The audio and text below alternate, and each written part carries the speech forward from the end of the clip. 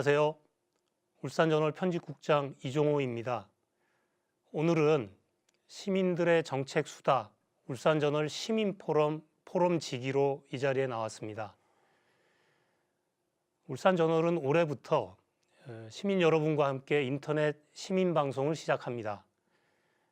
방송 꼭지로 울산 지역 현안들을 시민들의 시각에서 살펴보는 좌담회를 시민포럼이라는 이름으로 준비했습니다.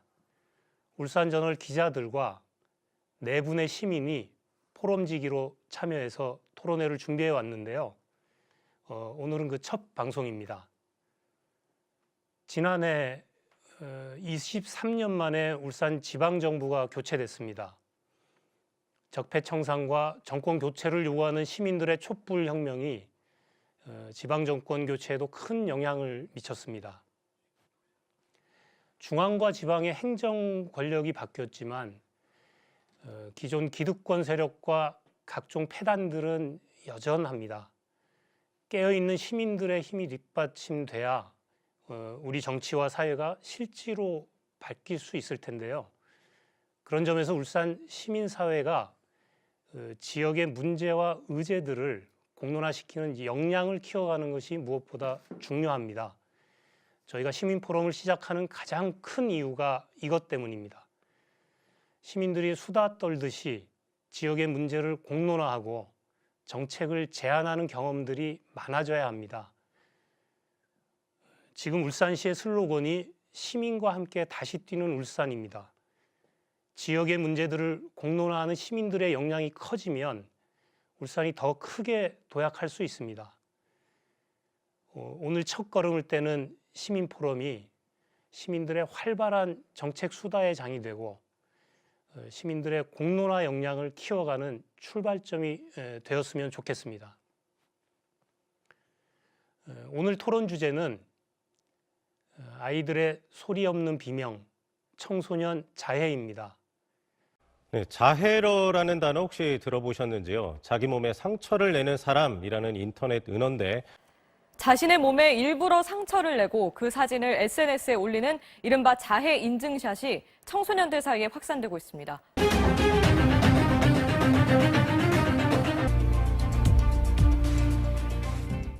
첫 주제가 다소 무겁습니다. 오늘 함께 이 문제에 대해 토론해 주실 분은 박현미 시민기자십니다. 박현미 기자님, 안녕하세요. 안녕하세요. 네, 안녕하세요. 시민기자 박현미입니다. 방금 그 시민들이 수다를 떨듯이 정책을 지역 문제를 공론화하고 지역 정책을 제안하는 경험을 많이 가지도록 이 시민포럼을 만들게 되었다고 하셨는데요. 이게 맞나요? 네네, 맞습니다. 네. 그럼 이거는 어떻게 격주로 진행이 될 예정인가요? 예, 당분간 격주로 진행을 하고요. 네. 조금 경험이 쌓이고 그러면 이제 더 많은 시민분들이 참여할 수 있게 네. 매주 진행을 할 생각입니다. 네. 알겠습니다. 네, 그러면 본격적으로 첫 토론을 한번 시작을 해보겠습니다. 청소년 자해 주제가 아무래도 굉장히 민감하고 무거워서 저희가 이 토론회를 준비하면서 관련 상담 사례를 인터뷰를 하거나 전문가분들을 섭외하기가 굉장히 어려웠습니다. 그래서 박현미 시민기자님께서 일일이 다 발로 뛰면서 자료를 뒤지고 그 취재를 할 수밖에 없었는데요. 오늘 하나씩 좀 풀어주셨으면 좋겠습니다. 먼저 저희가 청소년 자해에 대해서 잘 모르실 거예요. 많은 시민분들이 자해가 실태가 어떤지, 그리고 실제 뭐를 갖고 자해라고 하는지, 그래서 자해에 대해서 좀 이해할 수 있도록 그 사례를 중심으로 한번 말씀을 좀 해주셨으면 좋겠습니다. 네, 제가 경기도 교육청에서 교사용 가이드에 나와 있는 사례로 말씀을 드리겠습니다. 죽고 싶다는 생각을 많이 했어요. 죽으려고 시도한 적도 있었어요. 목을 조르거나 손목을 그었어요. 자해를 하면 우울하다는 생각이 사그라진 것 같아요. 처음엔 아팠는데 긋다 보니 안 아파요. 살기 싫어서 자해하는 것 같아요. 근데 하고 난 후에 마음이 편해져요. 무거운 짐을 내려놓은 느낌? 시원함이 생겨요. 지금은 칼이 없어서 손톱으로 긁어서 상처를 내요. 이 사례는 중학교 3학년 지수가 한 얘기입니다. 잠깐, 지수는 가명이죠? 네, 가명입니다. 네네. 지수는 자해를 하면 우울하다는 생각이 사라지고 마음이 편해진다고 말합니다. 무거운 짐을 내려놓은 느낌과 시원함이 생겼다고 자해의 효능을 말합니다. 비자살성 자해는 죽음을 목적으로 하지는 않지만 고의적으로 자신의 신체를 손상시키는 행동입니다. 일반적으로 배기, 심각한 긁기, 태우기 등이 포함되며 자살이나 다른 질환의 진단 기준을 충족시키지 않는 경우가 많아서 비자살성 자해라는 항목으로 따로 분리되었습니다. 그 비자살성 자해라는 말을 사실 처음 듣는데요. 그 자해를 하게 되면 이게 반드시 그 상당히 많은 경우가 자살로 연결되지는 않는다는 뜻으로 이해를 해도 될까요? 예, 그렇습니다. 자해 시도자 중에서 전부 다 자살로 가지는 않고요. 네. 자해 시도자 중에서 한 4% 정도가 자살로 간다고 하기 때문에 이 부분을 판단하는 거는 정신과적인 치료를 통해서 상담받아서 판별이 될 것 같습니다. 네. 자, 자해가 어떤 건지, 네. 그리고 이제 비자살성 자해에 대해서도 말씀을 해주셨어요. 네. 그러면 많은 어린이들이나 청소년들이 네. 이런 자해를 하게 되는 원인이 있을 텐데요. 네. 왜 자해를 하는지 많은 시민분들께서도 궁금해하실 것 같습니다. 네.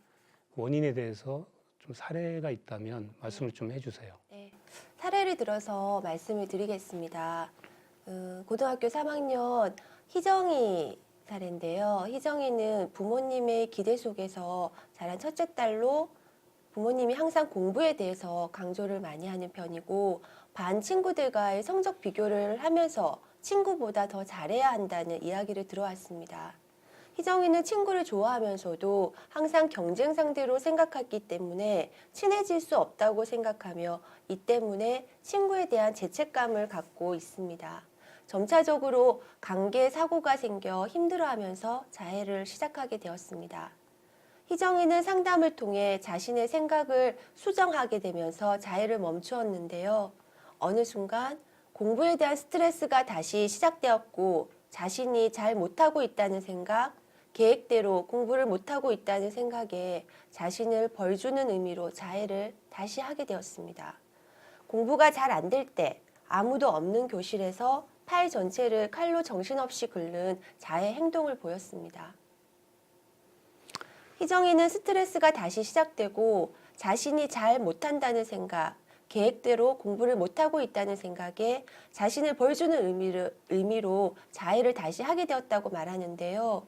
이처럼 자해는 스스로가 안 해야 되겠다고 마음먹어서 끊었다가도 스트레스를 받거나 감정 조절이 힘들 때는 자신을 벌주는 의미로 혹은 감정을 조절하기 위해서 자해를 멈추기가 힘들다고 합니다. 게다가 자해가 다른 질병과 다른 측면이 따로 치료가 되지 않는 경우 만성 질환으로 될 비율이 14%에서 21%로 높다는 점입니다. 결국 이제 자해가 어떤 초기에 관계 사고에서 시작돼서 그 중간에 그런 게 이제 본인의 노력이나 아니면 주변 환경에 따라서 멈춰졌다고 하더라도 공부에 대한 스트레스나 뭐 이런 것들이 다시 왔을 때 다시 재발 이제 할 수가 있고 그리고 이게 적절하게 치료가 되지 않으면 한 20% 가까이 만성 질환으로 될 수 있다는 말씀이신데요. 상당히 좀 심각하게 받아들여집니다. 네, 자살의 원인에 대해서 한 번 더 간단하게 짚어드리겠습니다. 네. 그러니까 한 3가지 정도로 왜 자해를 하는지 그 원인을 얘기를 대부분이 이렇게 꼽아주고 계시는데요. 감정적으로 조절이 힘들어서. 그리고 두 번째는 공허감이나 무감각해져서 감정적으로. 그리고 자신을 벌주기 위해서 이렇게 자해를 한다고 하는데 특히나 예민한 성격을 가진 어린이 청소년들이 더 자해를 한다고 합니다. 그러니까 안 보이는 신체 부위에, 그러니까 우리가 생각했을 때는 손목이라든지 뭐 이렇게 보이는데 할 거라고 하지만 그렇진 않고요. 안 보이는데 어른들이 보기가 눈치채기 어려울 정도로 그런 부위에다가 자해를 하는 경우가 많다고 합니다. 울산에서 그 자해 그 어린이와 청소년 자해 관련해서 조사된 자료나 사례, 뭐 통계 같은 게 있나요? 울산에서 따로 자해 관련으로 조사된 통계가 없습니다. 다만 교육부가 작년 초에 전국 중고등학교 학생을 대상으로 한 학생 정서 행동 특성 검사 설문조사 결과 자해를 한 적이 있나라는 질문에 전체 중학생 51만 4,700명 중 4만 500명 7.9%가 자해 경험이 있다고 답했습니다. 중학생 100명 중 8명꼴로 자해를 하고 있는 셈입니다. 고등학생은 45만 2,100명 중에 2만 9,000명, 6.4%가 자해 경험이 있다라고 답해서 중학생보다는 비율이 낮았습니다. 이 출처는 서영교 더불어민주당 의원실을 통해서 교육부로부터 받은 설문 자료를 분석한 자료인데요. 이 자료가 한겨레 21에서 실었고요. 최근 자료라고 볼 수 있습니다. 중학생이 100명 중에 8명이 자해를 하고 고등학생이 100명 중에 6명이 자해를 한다는 말씀인데요. 굉장히 충격적인데 그러면 이런 자해가 학교나 학교 밖에서 생겼을 때 이런 자해 청소년을 지원하는 시스템이나 그 치료할 수 있는 그런 체계들은 갖춰져 있나요? 치료 시스템이 솔직히 제가 보기에는 좀 부족한 것 같습니다. 그럼에도 불구하고 울산교육청에 조현호 장학사님께서 답변해 주신 자료를 제가 대신 전달해 드리겠습니다. 자살 예방 및 자살 시도자에 대한 지원 체계와 자해 지원 체계는 크게 다르지 않습니다. 우선적으로 자해를 포함한 정신건강 취약 학생에 대해서 교육청과 협약한 병원과 연계하여 일정액의 치료비를 지원하고 있습니다. 또 학생들을 대상으로 자해 예방교육, 자살 예방교육을 하고 있으며 자해 사안이 발생하면 학교에서는 자체적으로 위기관리위원회를 소집하여 학생에 대한 지원 방안을 강구하도록 안내하였습니다. 필요하다면 교육청에서 컨설팅을 통해서 지역 유관기관, 청소년 상담복지센터나 정신건강복지센터, 위센터 등과 함께 학교를 방문하여 지원 방안을 함께 고민하고 있습니다. 또 교육청에서는요, 지역 유관기관에 위기학생 지원 프로그램을 위탁 운영하여 사안이 발생 시 학교 방문 지원, 상담 지원, 후속 지원 등의 사업을 지원하고 있습니다. 아울러 정신과 치료에 대한 학부모의 인식 개선을 위해 매년 대한소아청소년 정신의학회와 함께 정신과 전문의가 학부모를 대상으로 진행하는 공개 강좌를 열고 있습니다. 또 학교에서는요, 자살 관련, 자해 관련 예방 교육 요청 시 지역 유관기관과 함께 지원하고 있습니다. 교육청뿐 아니라 교육부에서도 자해 문제에 대한 심각성을 강조하며 별도의 치료비 지원 사업과 뉴스레터 발송 사업, 문자 상담 시스템, 다 들어줄게 등을 운영하고 있습니다. 네, 그 학교 안에 위기관리위원회나 아니면 그 자해학생이 이제 그 생겼을 때 그 치료기관과 연결을 해준다거나 상담이나 아니면 예방 교육 같은 그런 다양한 정책들이 있는데요. 이런 정책, 그러니까 취재를 하시면서 네. 그 조금 더 보완돼야 될 지점이나 네. 아니면 교육청이나 울산시 차원에서 네.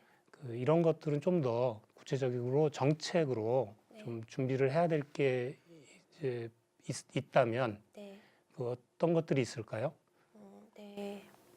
일단 자해 대유행, 대한민국 어떻게 할 것인가. 이 제목이 작년 자해에 관해 관심이 증가하면서 열린 심포지엄의 제목입니다. 2018년도 9월 20일. 자해는 한때의 대유행인가요? 저는 잘 모릅니다. 다만 비자살성 자해라고 정신장애 진단 및 통계 편람에서 따로 분리되었고 평생에 걸쳐서 만성질환으로 될 비율이 14%에서 21%로 높아서 자연 치유를 기대하기 어렵다는 것은 알겠습니다. 올해 경기도 교육청에서 자해 관련 통계와 사례집을 발표한다고 했습니다. 울산시 교육청에서도 필요한 통계가 있다면 조사를 해주십시오. 누구나 힘들고 고단한 청소년기와 사춘기를 겪어왔습니다. 자해 또한 그럴 거라고 생각을 합니다. 또 그렇게 믿고 싶기도 합니다.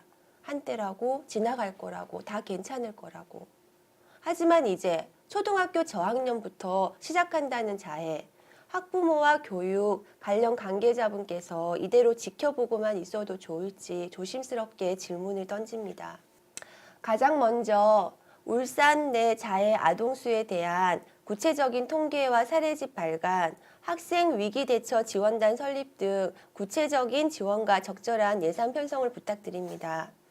울산 내 시립, 국립병원도 치료 주거센터도 없는 상황에서 응급 의료 지원이 필요한 경우 제대로 대처가 어렵습니다. 이 부분도 지원을 부탁드립니다.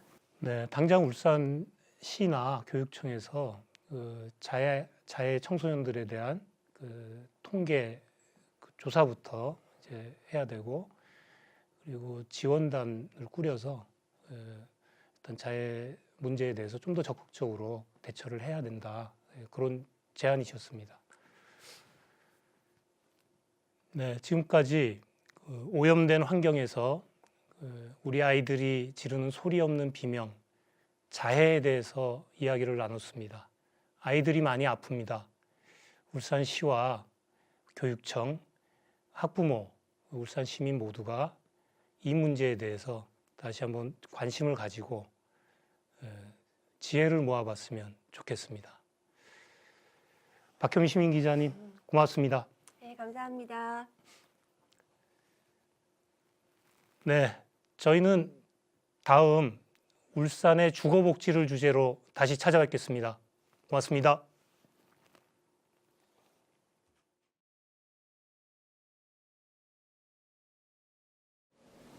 네, 그 청소년 자해가 누군가는 그게 무슨 말이야, 낯선 단어로 들리시는 분들도 계시겠지만요.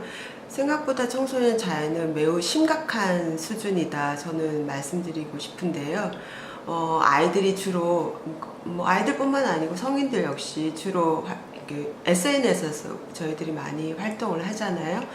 SNS에 들어가 보면 해시태그로 자해라고 검색을 해보시면 너무나 많은 청소년들의 자해에 관련된 그 영상이나 사진들이 나오는데 정말 놀라운 수준이고요.